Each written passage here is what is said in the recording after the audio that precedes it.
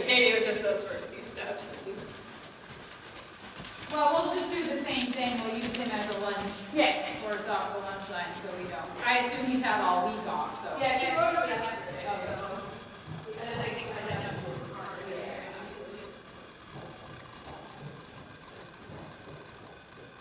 Yeah, just a little short here and there. But yeah. God, he's such a baby. I did have a horse in my barn that knew how to fake linen. It was amazing. You would see him. It took me a while to figure out he was doing it, but once I finally figured out he was doing it, he limped on every single leg in one ride, trying to convince me that it was late. I started disciplining him for living. He was a Latin horse. And Yeah, so he must have learned it. Yeah, it's just making in the corner there. Let's see him try to get the direction.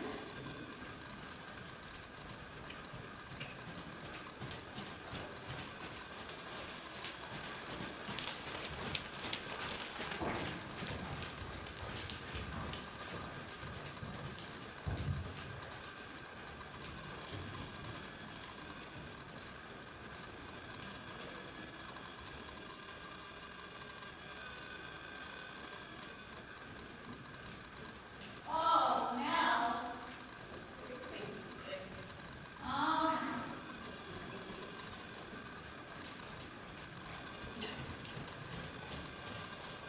Are you done? Did you figure it out? No, didn't. Sorry to pick on anybody, but oh, this is awful. Yeah, we win if you're going to do that. Okay, so head, neck, shoulders. I like the femur bone. I like your, as always, I always like where your leg drains down, so it's not anything to criticize. Okay, I guess we're gonna go back to the other one. Maybe we got this. Let's try a circle. Good. So then my main point of criticism is you're tighter across here than you are across the back of your upper back, as witnessed by the fact that your elbows wing and your upper core is not holding your chest up enough. Good. Shoulder blades deep. And the back of your neck taller. Yep. Good.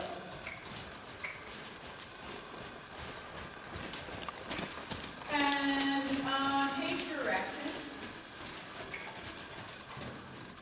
Upper body up, up, up, fine.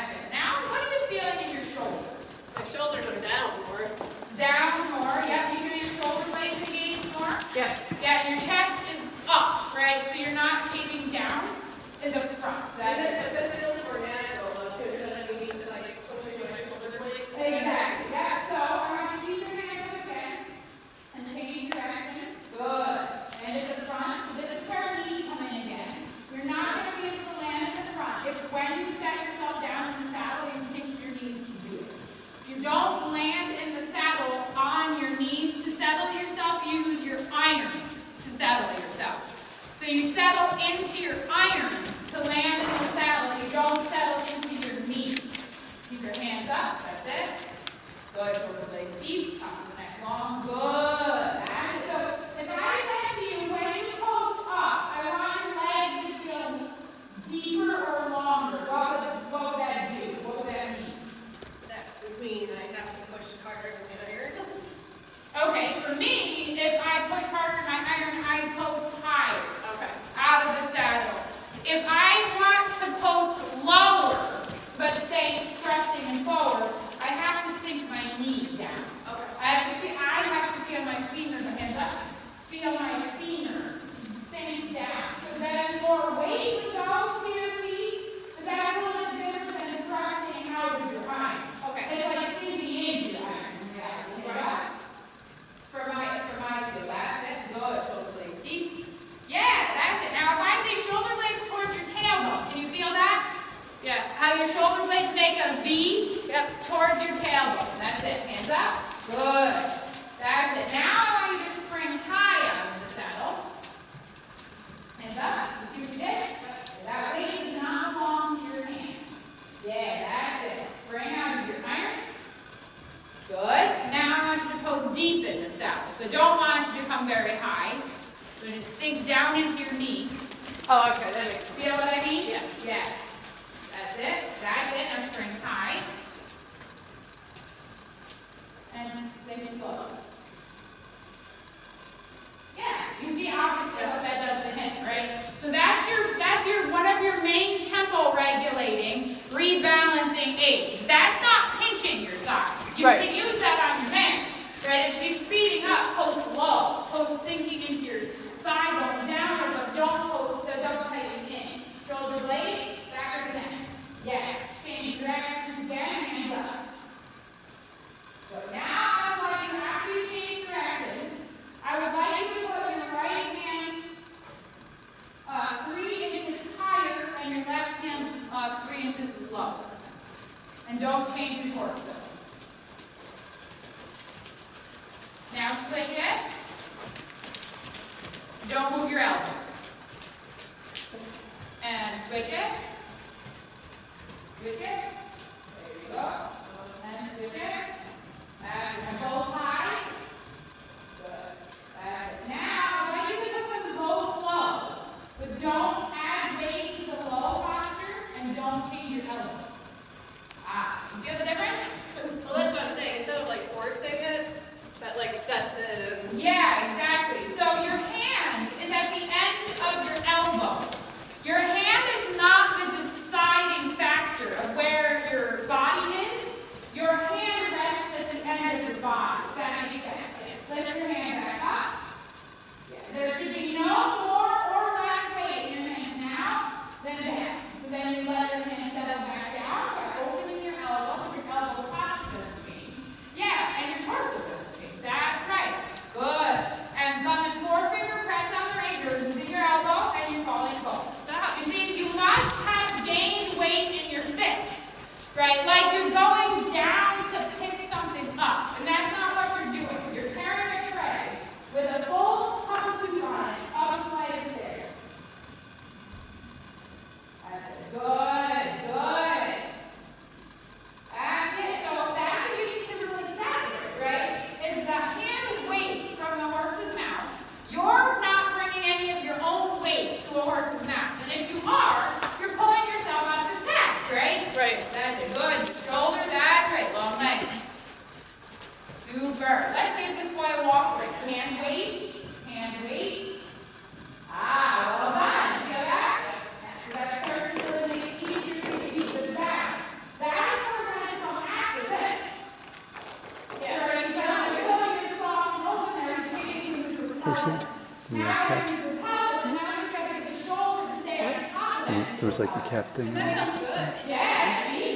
Horse aid.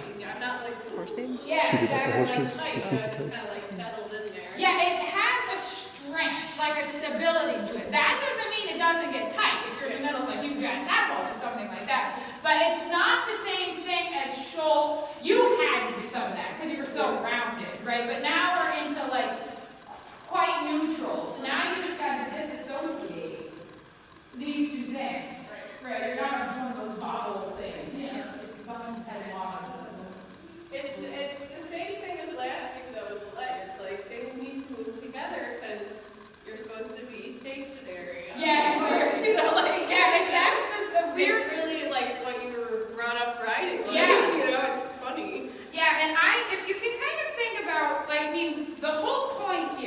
is the mobile parts are the joints.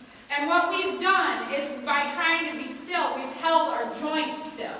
So then if we try to do something, we do it with our joints locking, which is completely counterintuitive. Our entire structure is designed to work, right? So that's what you realize, like, oh, this position is different from this position, sheerly based on my elbow, right? It has nothing to do with weight in my hand. It has nothing to do with my shoulder. Just is my elbow bent this much, or is my elbow bent this much? That's the only joint that determines hand height. The only joint that determines hand height, right? And the hand width, right, is determined by your ball and socket joint, right, and your shoulder blade movement, right? That not your elbow, unless hand height is involved. But if I want to change the width of my hand, I do that from the top, right? And so that is responsible for that motion. And so you just have, then you use your elbow and your shoulder blade if you're going to do this, right? You know, like if you're making an action like that. Taking it out of the musculature, by the way. Interesting. I think biomechanics is so fascinating. It is kind of cool for sure. And then we have to do that in relaxation on a moving object that's also unpredictable, which Well, and then how do you adds think that you do? You have to almost you start stiff. No one ever can you actually get on a horse and like just be free and moving and not have that fear? Like how many people actually start riding with that? Oh, as a very beginner? Yeah. Oh, yeah, I don't think I mean, so. so you have to almost